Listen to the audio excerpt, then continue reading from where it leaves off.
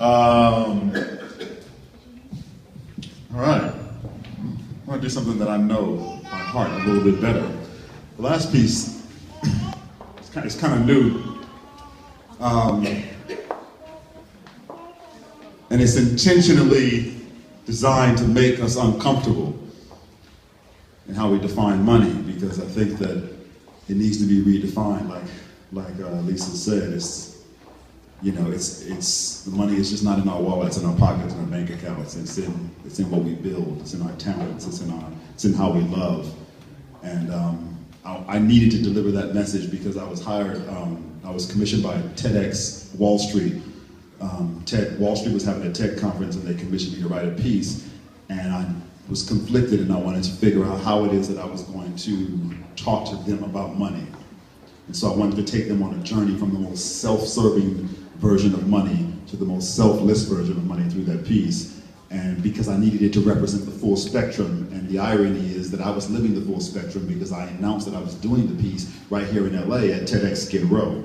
So I was writing the piece at TEDx Skid Row to deliver it at TEDx Wall Street, and I was like, well, if I've got to live that juxtaposition, then certainly I want to bring them along on that journey so we can hopefully aspire to something greater.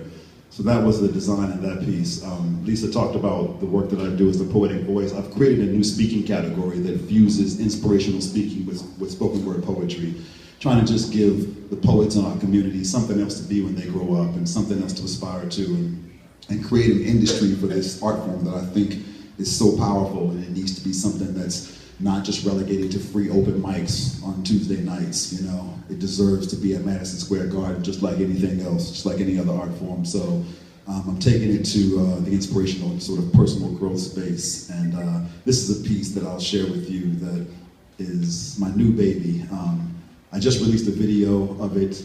If you go to theawesomeanthem.com, you will see a video of this piece, and I ask that you share it with someone that you care about that needs to hear these words and inspire them, because I think that this is another way that we can make the world a better place. So, and just bear with me, because ever since I stopped spitting that weekly at the open mics, I don't write short poems. I'm sorry. I'm doing 60-minute keynotes these days, so it's hard to get back into the 3 minutes, but hopefully you'll be engaged for the full journey. Because there are those days when my drive crashes, when my self-worth stalls by the side of the road, my ambition's check engine light comes on mid-hustle, and I find myself at my bathroom mirror, finger to glass, scratching the word can't into the hardened steam. But as I stare at my reflection with these broken down eyes, my reflection sees its reflection in me from the other side and thinks to itself, I don't know what he thinks he sees, but he must not be looking at me, because I am awesome! Don't be wasting my tears. I am more than enough to get through this. And I got a scrapbook full of I can't do it to prove it. But I maintain a level of awesomeness in everything I do. So my awesomation is not speculation, but irrefutable truth. In fact, the Census Bureau just released a report that 2 out of every 3 people are awesome. If that is true, then the question we must now ask ourselves is, out of you and I, which one of you two is the one that sucks? Because I am awesome! Like finding money in dirty laundry, awesome. Like parking at that 1 meter that's broken, awesome. Like that perfect person at that perfect time saying that perfect thing, awesome. Like making a living, doing what you live for. Like somewhere, rocking out in New York City is a dude whose resume actually reads National Air Guitar Champion. Somewhere in the Ukraine is a woman who boasts a trophy for National Sand Art Champion. Here, before you from Los Angeles, is the dude who has earned the title National Poetry Slam Champion. And to most of the working world, all 3 of those titles are equally freaking ridiculous. But the most awesome 5 people on the planet are we who embrace our ridiculousness. We live what we love, and we love incorrigibly, which is why I sleep quite well, but I go to bed horribly.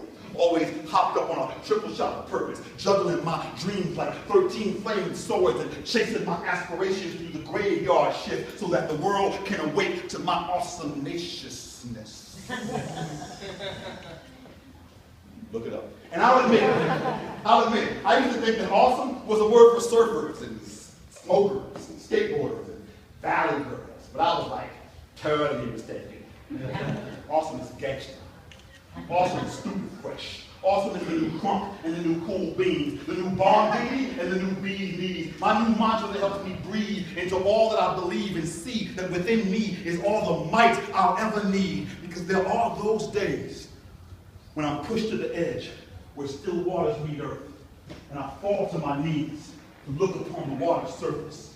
But as I stare at my reflection with these broken down eyes, God sees his reflection in me from the other side and thinks to herself, I don't know what he thinks he sees, but he must not be looking at me because I am awesome!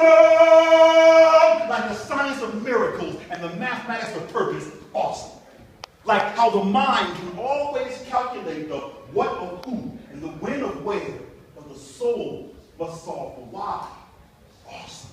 Like the thought of God and logic having faith that we will figure ourselves out. Awesome. Like how the moment I truly discovered the great I am is the same moment I discovered how truly great I am. And I am. Not perfect, but I'm perfect like I am. I'm not beautiful like I used to be.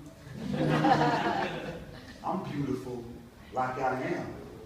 Like the star where a breast once was.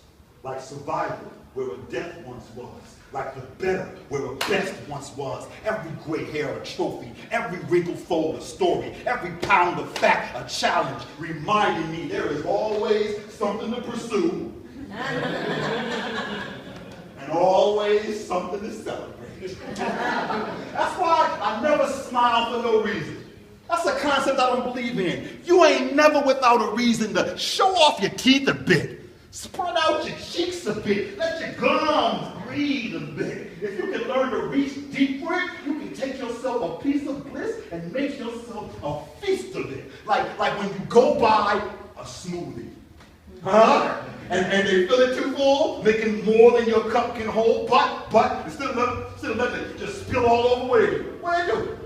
They give you a little extra cup. And you feel like you just won the smoothie lottery up in here. Awesome. Like that perfect day when the stretch limo driver picked me up from the five-star hotel, transport me to my first-class flight after my sold-out show, and curiously peering at me through the rear-view mirror, he asked, "What do you do for a living?" And with a pocket full of sand and an air guitar in my hand, I replied, "I am a full-time poet. Now roll up the damn divider." All right, Dante, I didn't actually say roll up the damn divider, but it would have been awesomer if I had, right? Damn. Well, hey, next time.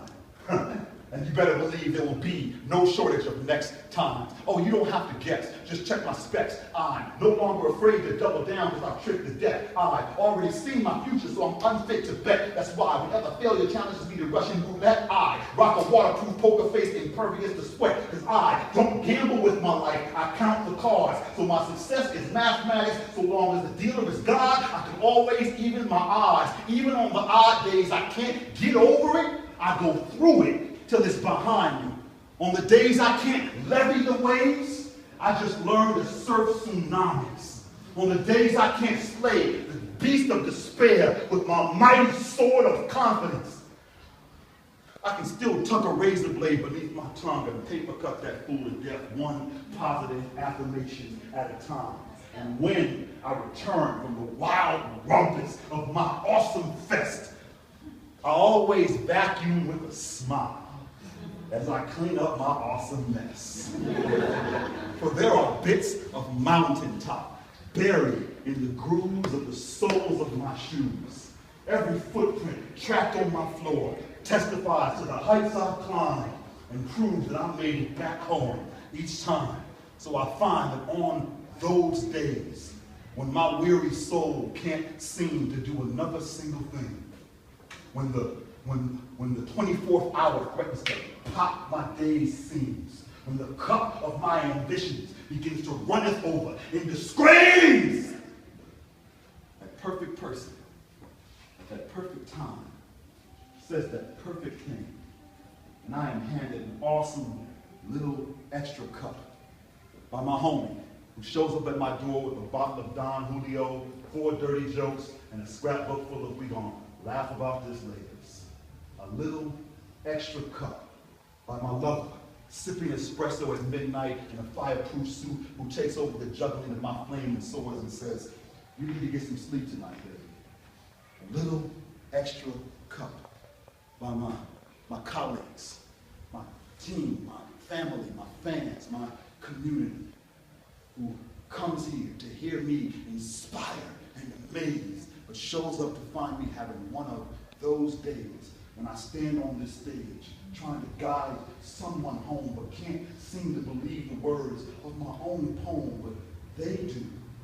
They see in my story their truth, that their perfection in process, that their rapture in root, and I stare at my reflection in the audience's eyes, and they stare back at their reflection that my pupils provide, and we shout aloud to ourselves with fire and pride. I don't know what you think you see from your side, but you must not be looking at me, because I am awesome.